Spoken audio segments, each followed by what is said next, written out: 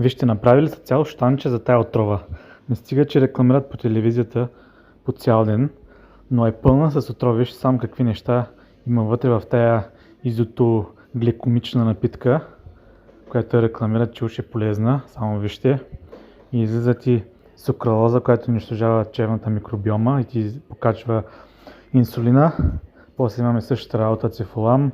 Бледо синьо, което е синтетичен отцветител, който повишава хиперактивността в децата, причинява алергии и всякакви други неща. Цикламат, който е банът САЩ. Представете, щом е банът САЩ, колко трябва да излее. А пък ние тук, как така сме го приели, просто нямам представа.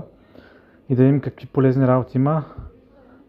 Кой има? Витамин B6, 1 и 3. И 12. Значи 4 полезни витамина, кой знае най-ефтините качества, от най-ефтиното качество. Обаче има и 4 отрови, които са много по-силни, отколкото тия 3-4 витамина. И затова си плащаме си, за да ни тровят.